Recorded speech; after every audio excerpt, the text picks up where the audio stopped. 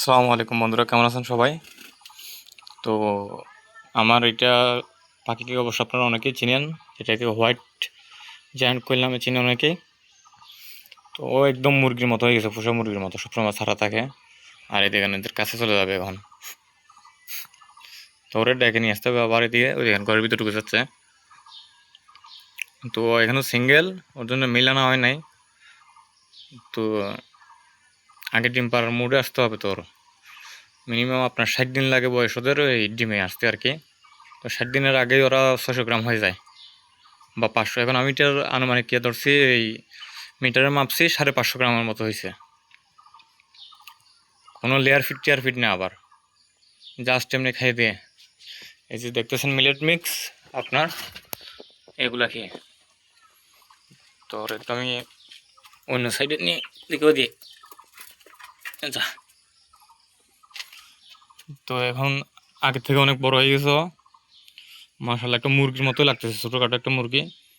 আর ওরা ধরে ধরে পিঁপড়ে খায়, কিন্তু বেশি আর পিঁপড়ে খাইতে দেখলাম। এই দেখেন আবার চলে আসতেছে ঘুরে ও কাছার পাশে।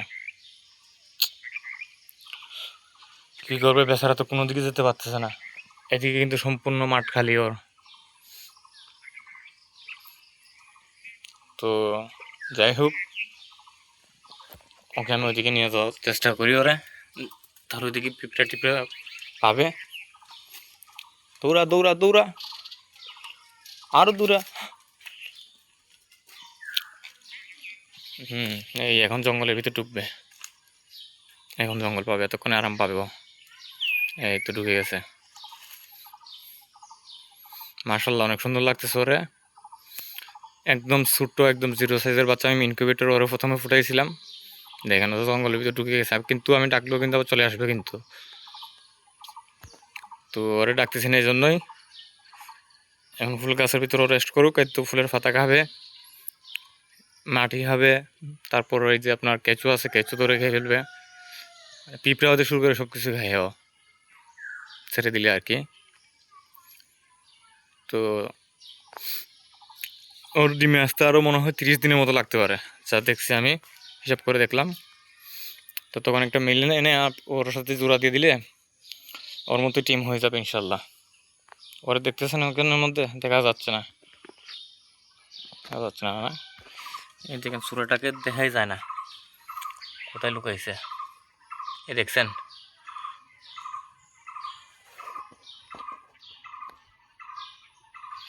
তো মাশাআল্লাহ অনেক সুন্দর লাগতেছে ওকে, প্রচুর গরম লাগতেছে ওর। গরম বলতে ওর গরমই লাগে, আমাদের শরীরে গরম লাগে না, প্লাস ঘুঘু পাখিগুলোরও গরম লাগে না, শুধু ওরই গরম লাগে। ওর এখান থেকে বের করে দিই, যা যা যা অন্যদিকে যা। হ্যাঁ, এই দেখেন আবারও ঢুকে গেছে এখানে জঙ্গলের ভিতরে। তো এটা যদি সাদা কালার না হয়, না কালার হইতো, তাইলে একদম মিশে যেত মাটির সাথে। এই দেখেন এখানে বসে আছে। তো আমার সবার প্রতি অনুরোধ রইল, পাখির জন্য দোয়া করবেন, আর সবাই ভালো করে লাইক এবং সাবস্ক্রাইব করবেন, এই কামনাই করি। সবাই সুস্থ থাকবেন, ভালো থাকবেন। অনেকদিন পর একটা ভিডিও দিলাম, আশা করি সবাই ভালোই থাকবেন। আল্লাহ হাফেজ।